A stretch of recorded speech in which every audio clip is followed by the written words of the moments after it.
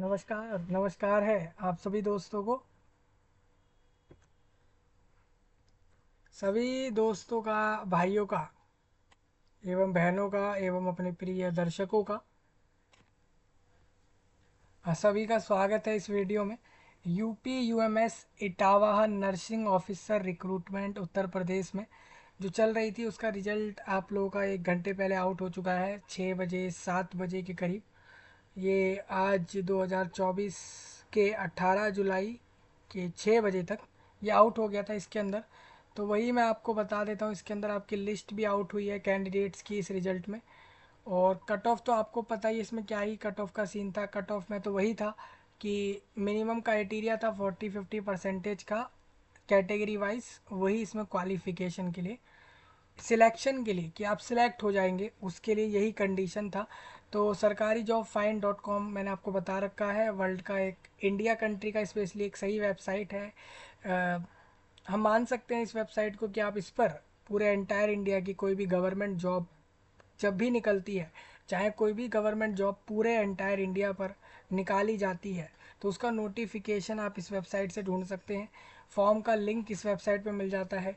इसके साथ साथ किसी भी गवर्नमेंट जॉब पूरे एंटायर इंडिया पर निकलती है तो उसके एडमिट कार्ड, रिजल्ट को अपडेट करना, आंसर की से जुड़े पॉइंट, एडमिट कार्ड वगैरह सब ये वेबसाइट बता देती है कि किस, कौन सी गवर्नमेंट जॉब का कब आंसर की आया, कब रिजल्ट आया, कब एडमिट कार्ड आया, कब फॉर्म आया, या कोई सा भी वो नया कुछ भी अपडेट होता है उसका, तो वो ये लोग बता देते हैं। तो इसलिए आप इसको इंडिया के लिए स्पेशली गवर्नमेंट जॉब सर्च के लिए प्रेफर कर सकते हैं। एक फ्रीली यूजेबल वेबसाइट है। हम इस वीडियो के अंदर यूपी यूएमएस का nursing officer BSc nursing qualified वालों का सिलेक्शन होता है। इसके अंदर एक एग्ज़ाम था, इसके अंदर 535 वैकेंसी पर 535 पोस्ट आर देयर। पूरे एंटायर इंडिया को एलिजिबल रखा था इसमें। आप दिल्ली से, पंजाब से, हरियाणा, गुजरात, महाराष्ट्र, वेस्ट बंगाल, दिल्ली, और इसके अलावा यहाँ पर तमिलनाडु, तेलंगाना, असम, आंध्र प्रदेश से, ओडिशा से, आप इसमें उत्तराखंड से भी फॉर्म भर सकते थे। पूरा इंडिया एलिजिबल था इस वैकेंसी पर। 535 वैकेंसियाँ थी। फॉर्म का फीस 2000 2300 के करीब लिया जा रहा था। जो उत्तर प्रदेश के बाहर से फॉर्म डालने वाले थे उनको कहा गया था कि आप लोग जनरल से फॉर्म भर के वैकेंसी लीजिए। जो उत्तर प्रदेश से फॉर्म डाल रहे थे उनसे ये कहा था कि आपको आपकी कैटेगरी से वैकेंसी मिल जाएगी। ठीक है, तो हम चलते हैं पहले नोटिफिकेशन की तरफ, फिर आपके रिजल्ट की तरफ, थोड़ी बहुत कट ऑफ की बातें करेंगे और इस वीडियो को एंड करेंगे। हम बेसिकली यहाँ रिजल्ट डिस्कस करने आए हैं। जो भी कैंडिडेट सिलेक्ट हुआ है मुझे कमेंट में बताए ज़रूर कि I am selected for nursing officer. दूसरा, इसके अंदर, इसमें आपका इस बार का तो हम प्रिपरेशन नहीं दे पाए हैं, बट नेक्स्ट बैच का प्रिपरेशन होगा तो आप उसके लिए जुड़ सकते हैं। मैंने वही कहा कि हर एक एग्ज़ाम का प्रिपरेशन, हर एक तरीके की तैयारी, हर एग्ज़ाम्स की, हर जॉब्स की और हर फील्ड के व्यक्ति को हम प्रिपरेशन देंगे। आप सिर्फ सब्सक्राइब करके रखिए, और समझ आता है तो लाइक शेयर वगैरह तो करिए ही, साथ ही साथ कमेंट में नए टॉपिक ड्रॉप करिए। अब जैसे कि यहाँ पर जो सरकारी job find dot com website है, यहाँ से भी आपको रिजल्ट देखने को मिल जाएगा। नहीं तो मैंने आपको रिजल्ट और वेबसाइट का जो लिंक है डायरेक्ट इस वीडियो के नीचे दे दिया है, तो वहाँ से सब लोग चेक करें। तो देखो, सरकारी job find dot com website पे आप आओगे तो आपको दिखेगा उत्तर प्रदेश में एक यूनिवर्सिटी है, यूनिवर्सिटी ऑफ मेडिकल साइंस। इसने रिक्रूटमेंट निकाली थी। 23 फरवरी से 14 मार्च तक फॉर्म भरा था इसमें लोगों ने। 2360 रुपये जनरल ओबीसी वालों के थे, 1416 रुपये SC ST वालों से लिए थे इस फॉर्म के। ठीक है, फीस ज़्यादा थी। हालांकि नर्सिंग ऑफिसर पोस्ट था, इसमें एग्ज़ाम हो चुका है, आज रिजल्ट आ गया है। 18 से 40 की उम्र के बीच के लोग इसको ले सकते थे। 1 जनवरी 2024 को जो उनकी उम्र थी वही काउंट हुई थी। बैचलर डिग्री चाहिए थी इसके अंदर, मतलब कॉलेज का एक बैचलर डिग्री BSc नर्सिंग चाहिए था इसमें। अगर किसी ने BSc नर्सिंग नहीं किया है तो उसका diploma in nursing GNM with 2 year experience चाहिए था। और साथ में स्टेट नर्सिंग काउंसिल या फिर ऑल इंडिया नर्सिंग काउंसिल में रजिस्ट्रेशन होना चाहिए था। ये एलिजिबिलिटी इसमें रखी गई थी।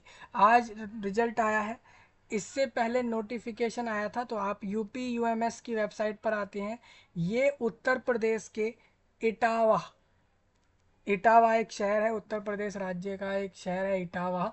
और इटावा शहर के अंदर एक अलग से जगह है, वो है साईफाई, सैफई कहते हैं लोग इसको, सैफई।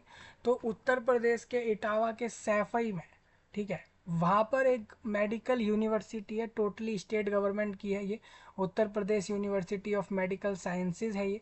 और इसी ने इस वैकेंसी को आउट किया था। कैंपस काफ़ी बड़ा है, state of the art infrastructures in 164 I think एकड़ लिखा था ये।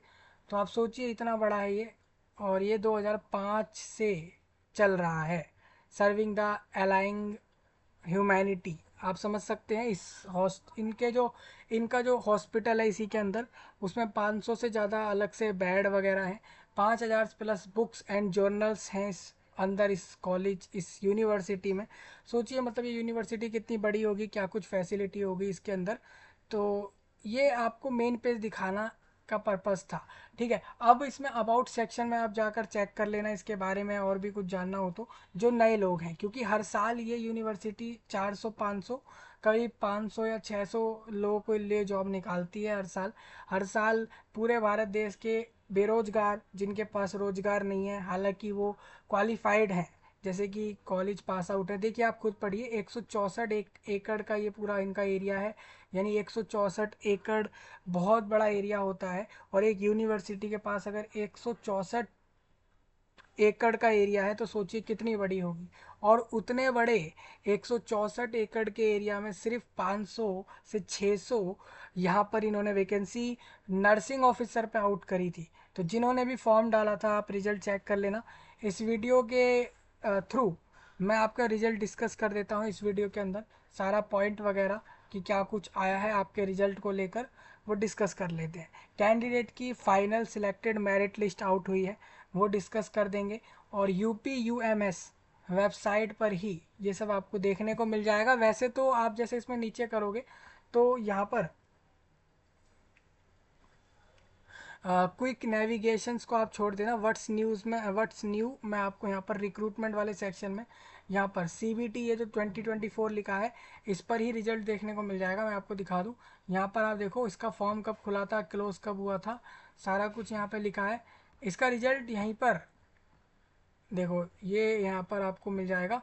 इसमें थोड़ा सा हम बैक आएंगे, आपको रिजल्ट, इसमें रिजल्ट ना आपको रिक्रूटमेंट सेक्शन में भी मिल जाएगा। देखो आज 18 जुलाई का यहाँ पर लिखा है, result of nursing officer 535 vacancies थी इसमें। पूरा इंडिया एलिजिबल था भाई। आपने अगर इस वैकेंसी को नहीं लिया तो गलती है आपकी। यहाँ से नोटिफिकेशन देख सकते थे, यहाँ से अप्लाई कर सकते थे।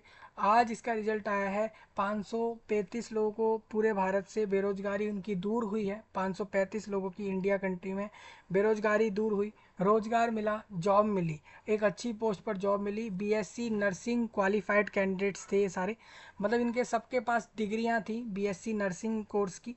और अगर बीएससी नर्सिंग नहीं होती इनके पास तो ये डिप्लोमा इन नर्सिंग से भी ले सकते थे 2 ईयर एक्सपीरियंस के साथ, क्योंकि डिप्लोमा आपको पता है, डिप्लोमा व्यक्ति 10वीं 10th के बाद भी कर सकता है। तो इनको पता है, गवर्नमेंट को पता है कि अगर हम डिप्लोमा वाले को जॉब दे रहे हैं तो इसका मतलब ये है कि वो उसकी एज कम होगी as compare two degree candidate, क्योंकि डिग्री कैंडिडेट 4 साल कॉलेज में लगाएगा या 3 साल लगाएगा तब जाके बीएससी नर्सिंग लेता है।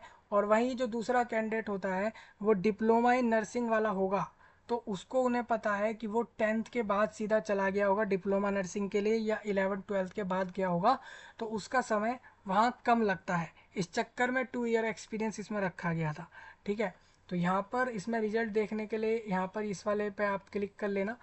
जैसे मैं आपको दिखा दूँ, रिजल्ट जैसे हमारा यहाँ आ चुका है, आप इसको ऐसे क्लिक करके इधर से देख सकते हैं रिजल्ट, ठीक है। तो आपको रिजल्ट दिखा देते हैं और बाकी सारा कुछ समझा देते हैं जो इसके रिजल्ट से जुड़ा हुआ आया है।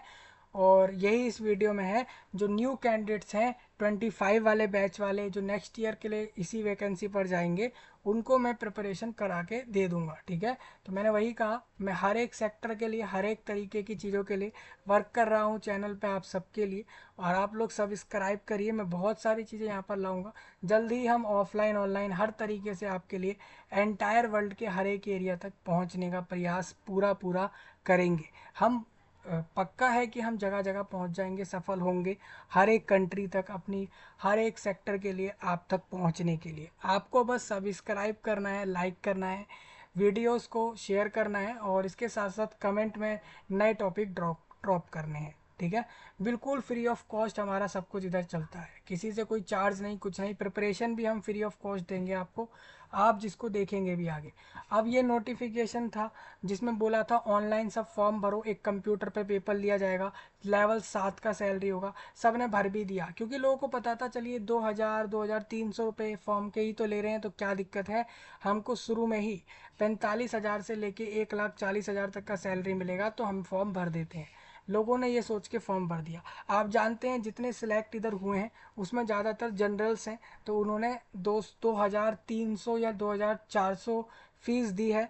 लेवल 7 में तो 45,000 से लेके 1,40,000 तक का सैलरी है। ऑलमोस्ट आप मान सकते हैं हर व्यक्ति 50,000 रुपये पर मंथ इधर से सैलरी ले रहा है। अब लेगा, जो भी आज रिजल्ट में सिलेक्ट हुआ है उसको इतने रुपए मिलेंगे। क्या इसमें नेक्स्ट कोई प्रोसेस है? नहीं, सिर्फ एक रिक्रूटमेंट का सीबीटी एग्ज़ाम था। इन्होंने डायरेक्ट फॉर्म भरवाने के लिए भी लिख दिया था कि सीबीटी पेपर पास आउट को हम जॉब देंगे। तो इसमें क्वालिफिकेशन बीएससी ऑनर्स था, मतलब बीएससी ऑनर्स नर्सिंग, या फिर जो ऑनर्स नहीं होता, नॉर्मल सा होता है एक डिग्री। देखिए दोनों में फ़र्क होता है, बीएससी ऑनर्स थोड़ा और उसके अंदर डिटेल्ड में जाते हैं नर्सिंग कराने के लिए। जिन्होंने बीएससी नर्सिंग बिना ऑनर्स का किया था वो भी फॉर्म भर सकते थे इसके अंदर। ठीक है, साथ साथ यूनिवर्सिटी वो स्थापित ऐसी हो कि रिकोगनाइज्ड हो, मतलब कि वो ट्रस्टेड हो और गवर्नमेंट को पता हो कि इस तरीके का यूनिवर्सिटी चल रहा है देश में, वहाँ से कैंडिडेट ने पढ़ा है। ठीक है, और कल कल को कोई ये ना बोले कि ये कौन सी यूनिवर्सिटी हम नहीं जानते, ऐसा ना बोले, तो वो होना चाहिए। गवर्नमेंट के पास जितनी भी सरकारी या जितनी भी प्राइवेट यूनिवर्सिटीज़ इंस्टीट्यूट रजिस्टर्ड होते हैं उससे वो समझ जाता है कि ये रजिस्टर्ड एंड ट्रस्टेड यूनिवर्सिटी का डिग्री है बाय इंडियन नर्सिंग काउंसिल। तो यहाँ पर आपको इतना पता होना चाहिए। सेकंड, आपको नर्स एंड मिडवाइफ में रजिस्टर्ड होना चाहिए विद स्टेट, या फिर आपका इंडियन नर्सिंग काउंसिल में भी रजिस्टर्ड हो सकता है। तीसरा इसमें यह था कि अगर किसी ने बीएससी नर्सिंग नहीं करा है, किसी ने बीएससी पोस्ट सर्टिफिकेट कर लिया है या पोस्ट बेसिक बीएससी नर्सिंग किया है, तो भी वो फॉर्म डाल सकता था। अब कोई कैंडिडेट ऐसा होता है जो nursing BSc nursing diploma BSc नहीं करता है, वो डिप्लोमा कर लेता है जनरल नर्सिंग मिडवाइवरी में। ये सब क्या है, जो नए लोग हैं मैं आपको ये सब पढ़ाऊंगा भी, सब कुछ सिखाऊंगा, लेकिन अभी जिनका सिलेक्शन हुआ है तो उनका रिजल्ट इधर डिस्कस कर रहे हैं। ठीक है, हम इसका नोटिफिकेशन डिस्कस कर चुके थे, आज तो जुलाई है, आप देखो तो मैं इससे 5 महीने पहले नोटिफिकेशन डिस्कस कर चुका हूँ, उसका वीडियो आप चेकआउट कर सकते हैं। तो ये सब इसमें क्वालिफ़िकेशन थी 18 से 28, 18 से 40 के उम्र के बीच के व्यक्ति के लिए फॉर्म था। 535 पोस्ट थी। मान लीजिए जो व्यक्ति यहाँ पर दिल्ली, पंजाब, हरियाणा से, कोलकाता से, है ना, तेलंगाना से, तमिलनाडु से गया तो 200 वैकेंसी उनके लिए थी। मान लेता हूँ उत्तर प्रदेश के ही जनरल लोग आराम से इसके अंदर भी 50 वैकेंसी ले गए होंगे। बाकी बाहर के लोगों को लगभग 150 लोगों को, बाहर के लोगों को इसमें जॉब मिल गई होगी। ठीक है, अब यहाँ पर ये सब तो आपने देख लिया, फॉर्म का फीस वगैरह देख लिया। सिलेक्शन इसमें कैसे था, प्रोसेस फॉर्म भरने का समझते हैं आप। मैंने इसका फॉर्म भरवाया था, आई थिंक चेक किया हो आपने उसको, फॉर्म कैसे भरना है तो वो आप देख लेना। हर साल इसका फॉर्म जनवरी में आ जाता है, तो 2025 की 25 से 27 जनवरी तक इसका फॉर्म वो लोग दोबारा आउट करेंगे, वही 500 प्लस वैकेंसीज नर्सिंग ऑफिसर की। ठीक है, 2025 में आएगा अब अगला फॉर्म। एज रिलैक्सेशन आप देख सकते हैं किस किस को देते हैं। यहाँ स्टेट गवर्नमेंट की चलती है, यानी ये राज्य सरकार में आता है यूनिवर्सिटी, यानी कि यहाँ पर यूपी गवर्नमेंट ही इसमें क्राइटेरिया रिलैक्सेशन वगैरह का, रिजर्वेशन का डिसाइड करती है। तो इस चक्कर से वहाँ पर अगर कोई स्टेट के बाहर से एससी एसटी होता है, ओबीसी होता है, तो वो भी जनरल कंसीडर होता है, क्योंकि वो स्टेट गवर्नमेंट के अंडर नहीं आ रहा है, क्योंकि वो दूसरे स्टेट के लोगों में आता है। ठीक है, तो ये कंडीशन भी इसमें चलती है। तो डॉक्यूमेंट्स रिक्वायर्ड कौन कौन से थे वो आपने देख लिया होगा, 10 certificate, 12 certificate, BSc nursing degree और सेमेस्टर मार्कशीट्स, और इसके अलावा बाकी चीज़ें लगती हैं, आधार कार्ड, फ़ोटो वगैरह, कास्ट सर्टिफिकेट जैसे कुछ पॉइंट लगते हैं। अब ये तो आपने समझ लिया। सिलेक्शन में इसमें ये था कि 200 क्वेश्चंस दिए थे 600 नंबर में। आप मानोगे नहीं दोस्तों, जिसकी रैंक 1 आई है इस पूरे एग्ज़ाम में, जो रैंक 1 लाई है या लाया है, उस कैंडिडेट के मार्क्स 480 समथिंग है। मतलब वो 500 भी क्रॉस नहीं कर पाया। सोचिए 600 में से कोई 500 नंबर भी नहीं ला पाया है इस रिक्रूटमेंट के एग्ज़ाम में। ठीक है, इतना मतलब इतना हार्ड गया है ये पेपर, ये लोगों द्वारा है। 3 घंटे का था ये, 200 क्वेश्चंस 600 मार्क्स में, और इंग्लिश हिंदी दोनों लैंग्वेज में दिया था उन लोगों ने। नर्सिंग सब्जेक्ट्स तो बहुत ज़्यादा थे, general English, GK, current affair, सिर्फ 30 क्वेश्चंस वहाँ पर पेपर में डाले गए थे। ठीक है, मिनिमम क्वालिफाइंग मार्क्स इसमें यह था कि 40% से ऊपर, यानी कि 200 का 40 यानी कि 80 मार्क्स से ऊपर, 80 क्वेश्चन से ऊपर जिसके सही हैं। 200 MCQs थे तो उसका 40% आपका हो जाता है अकॉर्डिंग टू परसेंटेज, तो 80, जिनके 80 क्वेश्चंस प्लस सही हैं वही सिलेक्ट हुए हैं। मतलब कि लास्ट से लास्ट कैंडिडेट वो इधर सिलेक्ट हुआ है जिसके 80 से ज़्यादा क्वेश्चन सही गए हैं पूरे में से। ठीक है, और अगर SC ST वाला है तो उसके 70 क्वेश्चन सही जाने चाहिए थे इस पूरे एग्ज़ाम में, तभी वो सिलेक्ट हुआ होगा। ठीक है, जिसके भी 70 क्वेश्चन से कम सही गए हैं, या फिर जिसके भी अगर 80 से कम क्वेश्चन सही गए हैं जनरल वाले से, OBC और EWS से, तो वो सिलेक्ट नहीं हुआ है। रिजोल्यूशन ऑफ टाई केस मतलब होता है सेम कैंडिडेट आप और आपके साथ दूसरा व्यक्ति सेम मार्क्स लाता है, तो किसको सिलेक्ट करना है उसके लिए क्या फॉर्मूला लगाया वो इधर लिखा है। सिलेबस आप देख लो, जनरल इंग्लिश और ये सारा कुछ ये हम पहले डिस्कस कर चुके हैं। बस इतना ही था। मतलब आज जिनका भी लिस्ट में नाम आया है, जो भी सिलेक्ट हुए हैं इस रिक्रूटमेंट में, ये फाइनल सिलेक्शन है, इसके बाद कोई एग्ज़ाम नहीं होगा। आप कोई बोल रहा है कट ऑफ, क्या कोई अलग से कट ऑफ आएगी, तो आप खुद पढ़िए। जब मैं इसको डालता हूँ कि UP UMS यानी कि उत्तर प्रदेश की जो यूनिवर्सिटी ऑफ मेडिकल साइंसेज है, UP UMS मतलब Uttar Pradesh university of medical science की, उसमें जो नर्सिंग ऑफिसर रिक्रूट हो रहा था उसका इस बार का कट ऑफ बताओ, तो खुद यहाँ लिखा आता है कि जनरल को 50%, EWS को 45%, फिर लिखा है जनरल के 50%, EWS के 45%, फिर दोबारा वही सेम चीज़ लिखी हुई है। ठीक है, ये 7 जून के लिए अकॉर्डिंग है। अब मुझे नहीं पता ये सही है नहीं, अब आप नोटिफिकेशन देख लीजिए। नोटिफिकेशन में तो भाई क्वालिफाइंग मार्क्स इन्होंने लिख के दिया है 40% और 35%। मैं आपको दिखा दूं, यहाँ पर देखिए क्या लिखा है, ये क्वालिफाइंग मार्क्स है, मतलब इतने से ऊपर वाला पास है। ठीक है, पास है वो, मतलब पेपर पास करना जानता है, एक अच्छी नॉलेज रखता है, लेकिन वो नॉलेज जिससे उसका सिलेक्शन होगा उसके लिए उसको कम से कम 100 क्वेश्चन सही करने थे, और ओपन कैटेगरी में। ठीक है, तो ये इस तरीके का है। कट ऑफ तो आप वैसे थोड़ा नीचे आते हो तो आप कट ऑफ यहाँ टेक्स्ट बुक ने दे रखा है उससे देख सकते हो। 2-4 लोगों ने कट ऑफ निकाला है, लेकिन आप देखिए इनका इनका जो ये डिटेल्स है वो कितना पुराना है, 20 मई। अब रिजल्ट आज आया है, तो इतना पहले जैसे कि जून के अंदर कोई कैसे कट ऑफ बता सकता है जब रिजल्ट ही आज आया है। तो इस हिसाब से आपके क्वेश्चन अगर 100 सही गए हैं 200 में से, तो मान के चलिए आपका लिस्ट में नाम होगा ही। ठीक है, वो कट ऑफ है ना। बाकी हम इसको देख लेते हैं। अब 100 कितना हो जाता है मैं आपको बता देता हूँ। अगर किसी कैंडिडेट, देखिए कट ऑफ हम मार्क्स से ही समझ लेंगे। मैं ओपन कैटेगरी से अगर बात करता हूँ तो ओपन कैटेगरी से वो चीज़ साफ समझ आती है। जैसे 200 में से अगर 100 सही है तो 100 सही है, तीन तीन तीन नंबर का हर एक क्वेश्चन था, यानी कि 300 प्लस कैंडिडेट जिसके मार्क्स आए हैं। 300 से जो नंबर ऊपर लाया है, जिसके भी मार्क्स 300 प्लस हैं, वही सिलेक्ट हुआ होगा।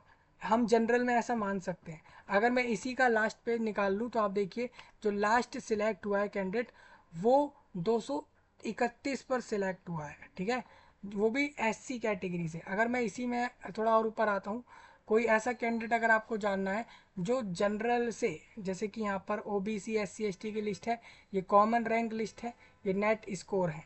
ठीक है, ये सारे SC ST लोग आ रहे हैं।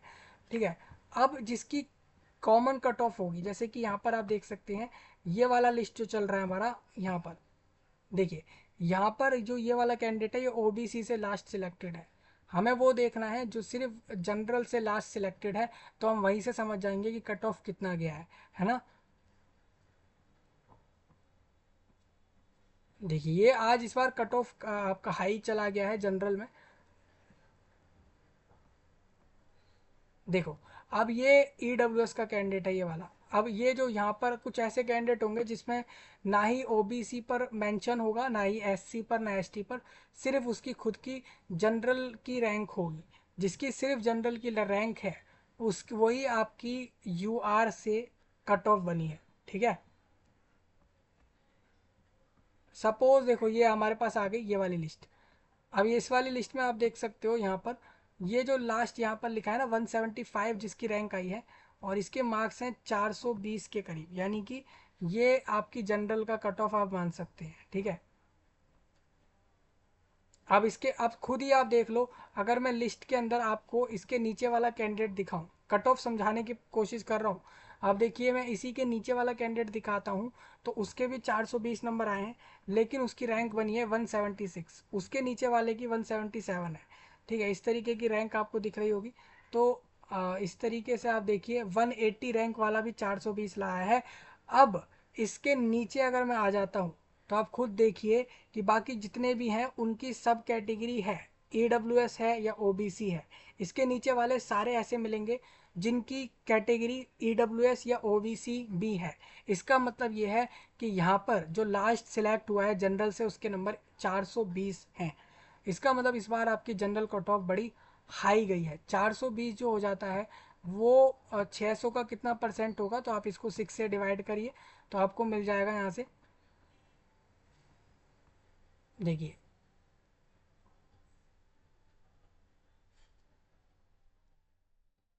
यहाँ पर आ जाता है 7 आ जाता है, क्योंकि 36 आपका 6 बार में आता है 6 के टेबल में, और फिर 36 एंड 6 तो 42, तो 7 आ गया। तो आप करीब करीब समझ लीजिए 70% गई है इस बार की कट ऑफ, यानी कि 70% इस बार की कट ऑफ गई है जनरल से, ठीक है। ये आप समझ लीजिए मतलब हाई गई है। जो आपको एक अलग से नोटिफिकेशन में जो परसेंटेज ऑफ मार्क्स बताया गया है, उसका मतलब ये है कि आप उतने नंबर लाएंगे तो आप पास माने जाएंगे। फाइनल कट ऑफ आप इस लिस्ट से समझते हैं, ठीक है। अब देखिए कट ऑफ कैसे डिसाइड होता है। हमको जितने लोगों को जॉब देनी है, हमारे पास जितनी वैकेंसी है हम उन्हीं को देंगे। हमारे पास जितने टॉपर्स मतलब 535 वो लोग जिनके मार्क्स उतने आए हैं जितने हमें चाहिए, टॉप के 535 लोग, हम उनको ही सिलेक्ट करेंगे, तो वही इस लिस्ट में है, ठीक है। अब इसके नीचे वाले सिलेक्ट क्यों नहीं हुए, क्योंकि उनके नंबर कम है, इस वजह से वो सिलेक्ट नहीं हुए। एक्चुअल कट ऑफ इन्होंने दिया नहीं, तो मैं खुद से कोई नई कट ऑफ आपको बोल नहीं सकता। आप खुद देखिए कहीं वेबसाइट पर कहीं मेंशन नहीं है कट ऑफ। आप ये समझ लीजिए आपके नंबर अगर इतने अच्छे आए हैं तो आप सिलेक्ट हैं। तो सबसे अगर इस बार इस रिक्रूटमेंट के अंदर ये ऑल इंडिया बेस रैंक बनती है, तो यहाँ पर सी एम एल बनता है। सी एम एल होता है कॉमन मेरिट लिस्ट, ठीक है।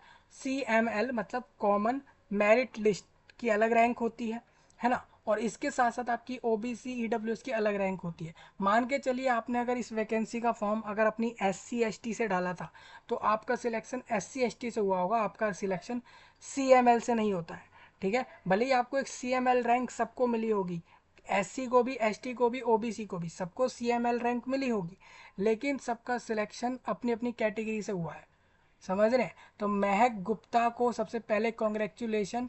Sanjeev Kumar father name 24021310, application number, roll number, candidate general से है, 2000 ईयर के दिन उसने 24 अगस्त में बर्थ लिया, फीमेल यानी लड़की है, और उसका स्कोर 477 है आउट ऑफ 600। ये 500 में से नहीं, ये 600 में से है, समझ रहे हैं। और इसका रैंक 1 आया है, इस कैंडिडेट का सिलेक्शन हुआ है, सिलेक्टेड एज यू आर 1। अब सेकंड कैंडिडेट अपना फीमेल है, ये भी देवराज सिंह, ये भी फीमेल है, देवराज सिंह। अच्छा देवराज सिंह फादर का नाम है के एम, अंजू नाम है उसका कैंडिडेट का। और कैंडिडेट का आप देख सकते हैं 6 नंबर का फ़र्क है, दो रैंक के कैंडिडेट में 6 नंबर का फ़र्क, ठीक है। इसका इस कैंडिडेट का सिलेक्शन देखिए, इसकी कैटेगरी ओबीसी है, हालांकि इसकी ओबीसी नॉन क्रीमी लेयर होगी, तो इसका सिलेक्शन जनरल से हुआ है, समझ रहे हैं। या फिर क्रीमी लेयर भी होगी तो इसके पास सर्टिफिकेट प्रूवन नहीं कर पाई होगी, तो इसको जनरल से सिलेक्शन हो गया। ठीक है। अब जो भी कैंडिडेट अपना कास्ट प्रूवन नहीं कर पाता है कि वो SC है ST है, तो उसका सिलेक्शन जनरल से हो जाता है। वही हुआ इधर। तो आप देखिए इस रिक्रूटमेंट में ज़्यादातर सारे टॉपर्स फीमेल ही हैं। अगर मैं लड़कों की बात करूं तो लड़कों में एक कैंडिडेट मुझे यहाँ मिला है, कपिल शर्मा, रैंक 6 उसकी है, और वो ही मेल कैंडिडेट में ऑल इंडिया टॉपर है इसमें। ठीक है। तो इस तरीके से आप देख लीजिए, और जिनका भी नाम हो मुझे कमेंट में बताना कि आपका सिलेक्शन इसमें हुआ है। और ये लिस्ट आप देखोगे तो 535 में से 532 लोगों को जॉब मिली। 3 vacancies are now vacant, 3 vacancies vacant रह गई। सोचिए ये 3 क्यों नहीं भर पाई, क्योंकि ऐसा कोई कैंडिडेट नहीं मिला एलिजिबल जिसको ये पोस्ट दे सकें ये लोग। ठीक है। अब आप कहोगे कैंडिडेट की रैंक 500 तक ही जानी चाहिए थी, 500, 540, 35 तक जानी चाहिए थी। यहाँ पर कॉमन मेरिट लिस्ट 19,000 तक कैसे पहुँच गई? वो ऐसे पहुँच गई यहाँ पर, ऐसे पहुँच गई, मैं आपको बता देता हूँ। क्योंकि जिसकी रैंक आप खुद सब समझिए, नेट स्कोर आप समझ चुके हैं, है ना। अब कैंडिडेट की रैंक 5,000 तक, 10,000 तक क्यों गई है, मैं आपको बता देता हूँ।